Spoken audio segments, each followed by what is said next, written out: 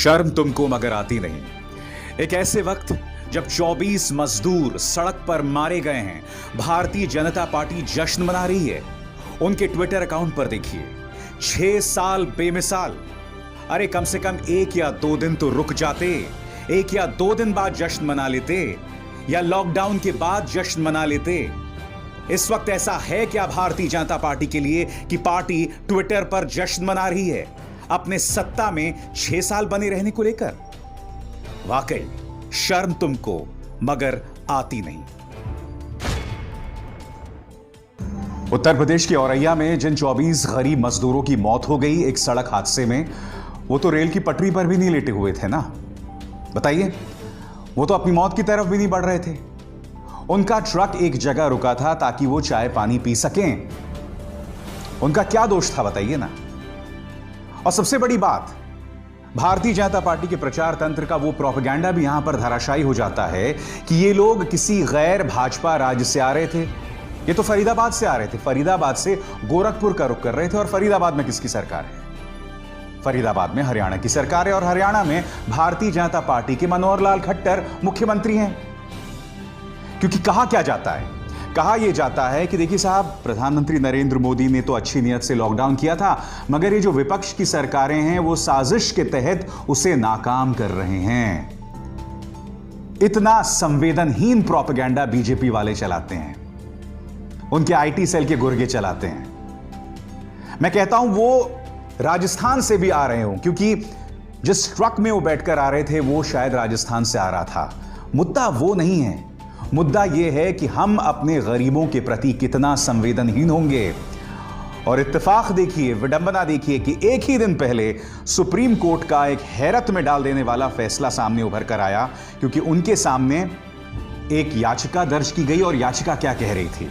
याचिका यह कह रही थी कि हमारे जो गरीब मजदूर सड़क पर हैं उनका ख्याल रखिए, उन्हें लेकर सरकार को दिशा निर्देश दे सुप्रीम कोर्ट। मैं आपको बताना चाहता हूं कि सुप्रीम कोर्ट ने इस संदर्भ में क्या किया। बहुत ही शॉकिंग उनका जजमेंट है आपके सामने। How can we stop if they sleep on railway tracks? Supreme court rejects plea seeking shelter for migrants. हम उन्हें कैसे रोक सकते हैं अगर ये गरीब मजदूर पटरियों पर सो जाते हैं? आगे सुप्रीम कोर्ट यह भी कहता है ये राज्यों पर है कि वो इस पर क्या फैसला करते हैं। मैं आपको बता दूं कि जस्टिस एल नागेश्वर राव और संजय कौल ने कल यह फैसला सुनाया कि हम मजदूरों को कैसे रोक सकते हैं अगर वो रेल की पटरियों पर सो जाएं। यह राज्य सरकारों का एक अधिकार है। लोग लगातार चल रहे हैं और रुक नहीं रहे हैं, हम उन्हें कैसे रोक सकते हैं? मैं आपको यह भी बता दूं कि सरकार की तरफ से सॉलिसिटर जनरल तुषार मेहता ने क्या कहा। राज्य सरकार ने कहा कि हमने व्यवस्था की है, मगर बावजूद इसके प्रवासी मजदूर जो हैं वो घर जाना चाहते हैं। कुछ लोग रुकना नहीं चाहते हैं और वो चलना शुरू कर दिया है उन्होंने। जो प्रवासी मजदूर हैं उन्हें संयम बरतना चाहिए और अपनी बारी का इंतजार करना चाहिए। यह किसी और ने नहीं बल्कि केंद्र सरकार ने कहा है। केंद्र सरकार हमसे ये उम्मीद कर रही है कि हमारे गरीब मजदूर संयम बरतें, जबकि आप अपनी तरफ से जो फैसले करते हैं वो सरासर हास्यास्पद, सरासर गलत हैं। आप जानते हैं, इसी केंद्र सरकार ने कुछ दिनों पहले सुप्रीम कोर्ट के सामने कहा था कि इस वक्त सड़क पर कोई भी प्रवासी मजदूर नहीं चल रहा है आपकी स्क्रीन पर। यही नहीं, हमने 23 लाख मजदूरों को राहत पहुंचा दी है। इस कदर गलत बयानी सुप्रीम कोर्ट के सामने मैं माननीय अदालत से अपील करता हूं कि वो सुओ मोटो नोटिस करे और केंद्र सरकार पर कंटेम्प्ट ऑफ कोर्ट यानी अदालत की अवमानना का मुकदमा चलवाए। अगर मैं ये मांग कर रहा हूं तो क्या मैं गलत कर रहा हूं? क्योंकि केंद्र सरकार ने ये अपील की। और अब ये तुषार मेहता, सॉलिसिटर जनरल तुषार मेहता कह रहे हैं कि गरीब मजदूरों को संयम बरतना चाहिए। मैं आज आपके सामने कुछ चीजें रखना चाहता हूं। यह सरकार दरअसल मध्यम वर्गीय भारतीय और वो भी सवर्ण जाति के मध्यम वर्गीय और अपर मिडिल क्लास के लिए काम कर रही है। क्योंकि प्रधानमंत्री के जो पहले 2 भाषण थे उस पर फोकस क्या था? ताली और थाली बजाओ, मोमबत्ती जलाओ। ये कौन लोग कर सकते हैं? छतों, जिनकी छतें हो, जिनकी बालकनीज हो। छतें और बालकनीज किसकी होती हैं? मध्यम वर्गीय परिवारों की। आप कहेंगे मध्यम वर्गीय परिवारों पर इतना इनायत क्यों? क्योंकि इस सरकार का जो प्रोपेगेंडा है उसे सबसे ज्यादा आगे बढ़ाने में यही मिडिल क्लास के लोग जो हैं वो काम करते हैं, क्योंकि वो तो अपने घरों में बैठे हुए हैं, उन तक राशन भी पहुंच रहा है, अनाज भी पहुंच रहा है, उन्हें कोई प्रॉब्लम नहीं है। ये अपने प्रोपेगेंडा की सीख किससे लेते हैं? ये अपने प्रोपेगेंडा की सीख लेते हैं न्यूज चैनल से। इन मध्यम वर्गीय परिवारों को और कोई दिक्कत नहीं है अगर आप न्यूज चैनल पर उन्हें बांटने वाले हिंदू मुस्लिम डिबेट्स दिखाते रहें। अब आप मुझे बताइए ना, फिर उसके बाद आप 4 घंटे का वक्त देते हैं सिर्फ लॉकडाउन से पहले। गरीब मजदूरों को तुरंत आप ट्रेन मुहैया नहीं कराते हैं। 1 महीने 10 दिन से ज्यादा, 1.5 महीने तक आप उन्हें ट्रेन मुहैया नहीं कराते हैं। फिर अचानक आपका हृदय परिवर्तन होता है और आप उन्हें ट्रेन मुहैया कराते हैं, जबकि उद्धव ठाकरे जैसे मुख्यमंत्री लगातार शुरू से ही यह अपील कर रहे थे कि आप इन्हें ट्रेन मुहैया कराएं। पहले आपने उनकी बात नहीं सुनी, फिर अचानक आपने अपने फैसले पर यू टर्न ले लिया। फिर आपने फैसला लिया और आप गरीब मजदूरों से पैसे लेने लग गए। ये तमाम सरकारी फरमान है हमारे सामने। गुजरात सरकार का सरकारी फरमान, केंद्र सरकार में जो आपके रेलवे बोर्ड के चेयरमैन हैं बीके यादव, जिन्होंने कहा कि हम जानबूझकर उनसे पैसे ले रहे हैं ताकि बेवजह गरीब मजदूर जो हैं वो रेलवे स्टेशन ना पहुंच जाएं। मानो गरीब मजदूर मुंबई से बिहार जो है पिकनिक मनाने जा रहा हो। तो आप लगातार एक के बाद एक ये तमाम काम करते हैं। महाराष्ट्र के औरंगाबाद में इसी तरह से रेल पटरियों पर गरीब मजदूर मारे गए थे और अब औरैया में, और जाहिर सी बात है इस मुद्दे पर सियासत होना स्वाभाविक है। राहुल गांधी एक बार फिर देश से रूबरू हुए एक प्रेस कॉन्फ्रेंस के जरिए। जी हां, यह शख्स लगातार प्रेस कॉन्फ्रेंस कर रहा है, जबकि हमारे प्रधानमंत्री नरेंद्र मोदी, जिन्होंने पिछले 6 साल से कोई प्रेस कॉन्फ्रेंस नहीं की, अब भी जनता के सीधे सवालों का सामना करने को तैयार नहीं है। अरे मोदी जी, आपसे तो जनता भी सवाल नहीं पूछेगी, आपके वही पत्रकार सवाल पूछेंगे जो आपके सामने नतमस्तक हैं। फिर भी आप एक भी प्रेस कॉन्फ्रेंस नहीं कर रहे हैं। मैं आपको यह भी बताऊंगा कि इस वक्त मीडिया को क्या नसीहत दी गई है और बहुत ही शॉकिंग बात है, मगर उससे पहले मैं चाहता हूं कि आप सुने राहुल गांधी क्या कह रहे हैं। Our people are in pain. They are struggling. Millions of people are walking towards their homes, and it is our duty as the opposition, it is the duty of the government of India and all of us to protect them, to help them. And so I think the spirit should be one of trying to do as much as we can to make their life easier. And I think it is fundamental that we give direct money to them. It is very important that we, at the most difficult time in their life, they are not going to have a more difficult time than this. It is important that we are holding their hand and that they understand and that they believe that India is holding their hand and India is not going to let them down. इस मुद्दे पर अखिलेश यादव ने भी कड़े तेवर अपनाए हैं। क्या कह रहे हैं अखिलेश यादव आपकी स्क्रीन पर। घर लौट रहे प्रवासी मजदूरों के मारे जाने की खबरें दिल दहला देने वाली हैं। मूलतः ये वो लोग हैं जो घर चलाते थे, इसलिए समाजवादी पार्टी प्रदेश के प्रत्येक मृतक के परिवार को 1 लाख रुपए की मदद पहुंचाएगी। नैतिक जिम्मेदारी लेते हुए निष्ठुर भाजपा सरकार भी प्रति मृतक 10 लाख रुपए की राशि दे। योगी आदित्यनाथ भी सक्रिय हो गए हैं, उनकी जो बात सामने उभर कर आई है।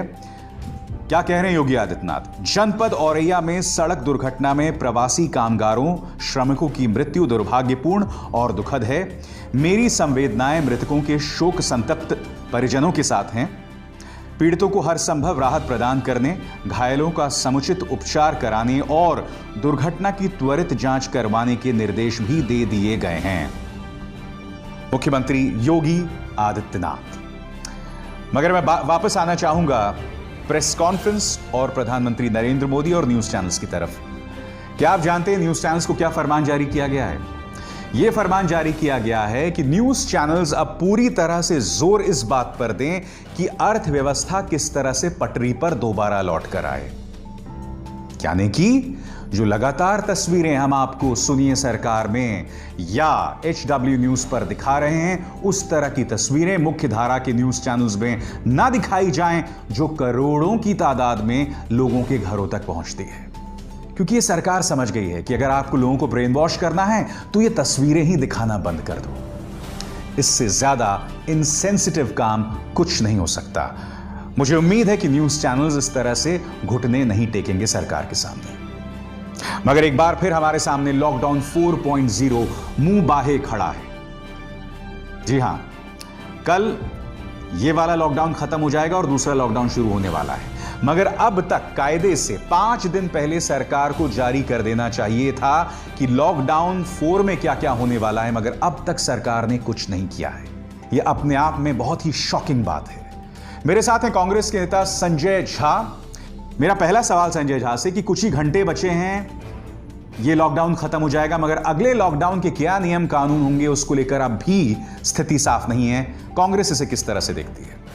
अब आप ये सोचिए कि 48 घंटे में ये लॉकडाउन खत्म होने वाला है। एक नया लॉकडाउन 4 का घोषणा प्रधानमंत्री ने किया 3-4 दिन पहले। 135 करोड़ लोग, और आप भी जो दर्शक ये देख रहे हैं वो भी कितने हताश और निराश हैं। हम लोग सब चिंतित हैं, परेशानी में डूबे हुए हैं कि ये नए कानून क्या होंगे। लेकिन आप ये देखिए कि ये सरकार अभी 48 घंटे ही बाकी हैं, उससे कम, लेकिन अभी तक किसी को कोई सूचना नहीं मिली है कि नए कानून क्या होंगे। लोग कहाँ जा सकते हैं, नहीं जा सकते हैं, क्या पाबंदियां हैं, व्यापारी कैसे काम करेंगे, इंडस्ट्री कैसे एक तरीके से आगे बढ़ेगा, क्या अर्थव्यवस्था बदलेगा, कैसे बदलेगा, क्या सावधानी रखनी है, इसका अभी तक ऐलान हो जाना चाहिए था। अभिसार जी, हम इतना ही कहेंगे कि ये 2 चीज का एक प्रतीक है। ये सरकार अहंकार में डूबी हुई है या ये अक्षमता का एक मिसाल है। और दूसरा सवाल, क्योंकि निर्मला सीतारमण प्रेस कॉन्फ्रेंस तो कर रही हैं, मगर वो प्रेस कॉन्फ्रेंस लोगों में विश्वास नहीं पैदा कर पा रहा है। कांग्रेस इसे किस तरह से देखती है? देखिए, जो राजनीतिक दल अपने जनता से 15 लाख रुपए का वादा करती है, चुनाव प्रचार में डिंडोरा पीटती है, जो 15 लाख 5 साल में उनको नहीं दिया तो ये 20 लाख करोड़ कहां से देंगे?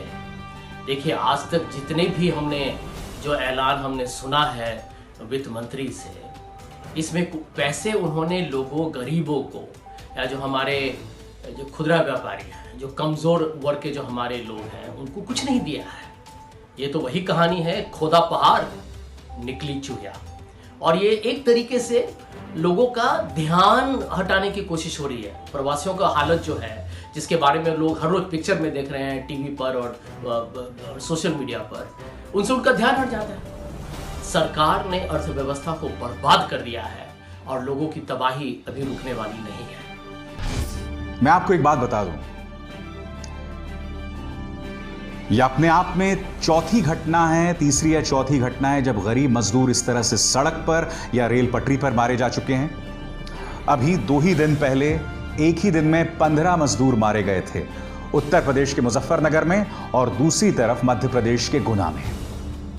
एक के बाद एक घटनाएं सामने उभर कर आ रही हैं और मैं आपको स्पष्ट कर दूं कि आने वाले दिनों में सिलसिला थमने नहीं वाला है। क्यों नहीं थमने वाला है? क्योंकि आपने शुरू से ही बहुत खराब प्लानिंग की थी, जिसका खामियाजा आम इंसान भुगत रहा है। यह एक ऐसा दौर है जब भारतीय जनता पार्टी के नेताओं को सड़क पर होना चाहिए, इन मजदूरों के साथ उनके दर्द को बांटना चाहिए, मगर अब भी भारतीय जनता पार्टी के नेता और सांसद समाज में सिवाय जहर फैलाने की कोई काम नहीं कर रहे हैं। संबित पात्रा, आप लगातार देख रहे हैं ये शख्स किस तरह से न्यूज चैनल्स पर ही नहीं, अपने ट्विटर अकाउंट के जरिए किस तरह का जहर फैला रहा है। अब आपके सामने प्रवेश साहिब सिंह, ये सांसद हैं, इन्होंने एक पुराने वीडियो को पेश किया और ये ट्वीट किया। ये पुराना वीडियो है लॉकडाउन से पहले का। ये वीडियो क्या कहता है? कोई भी धर्म कोरोना वायरस के चलते इन हरकतों की इजाजत देता है? इस्लाम को टारगेट कर रहे हैं। लॉकडाउन और सोशल डिस्टेंसिंग की पूरी तरह से धज्जियां उड़ा दी। जिन मौलवियों की तनख्वाह बढ़ा रहे हैं अरविंद केजरीवाल, उनकी तनख्वाह काट दो। ये हरकतें अपने आप रुक जाएंगी, या आपने दिल्ली को नष्ट करने की कसम खा ली है? ये किसी और ने नहीं बल्कि प्रवेश साहिब सिंह, एक सांसद है बीजेपी का, उसने कही है। जिस वीडियो का ये हवाला कर रहे हैं, ये पुराना वीडियो है, लॉकडाउन से बहुत पहले का। अब दिल्ली पुलिस ने तुरंत इस पर प्रतिक्रिया दी। This is totally false and old video is being used with a malicious intent to spread rumor. Please verify before posting and spreading rumors. ये दिल्ली पुलिस डीसीपी ईस्ट की तरफ से कि पूरी तरह से गलत है। ये एक पुराना वीडियो है और इसका मकसद सिर्फ अफवाह फैलाना है। इस तरह की अफवाह फैलाने से पहले आप ध्यान दें। नतीजा क्या होता है दोस्तों, बहुत ही रहस्यमय तरीके से पहले दिल्ली पुलिस ने जैसे ही भूल सुधार की प्रवेश साहिब सिंह की, दिल्ली पुलिस अपना ट्वीट डिलीट कर देती है और उसके बाद प्रवेश साहिब सिंह अपना ट्वीट डिलीट करते हैं। यानी कि कायदे से सबसे पहले प्रवेश साहिब सिंह को अपनी इस झूठ, अपनी इस अफवाह को हटाना चाहिए था, मगर दिल्ली पुलिस जिसने उनकी भूल सुधार की, उन्होंने अपने ट्वीट को डिलीट कर दिया।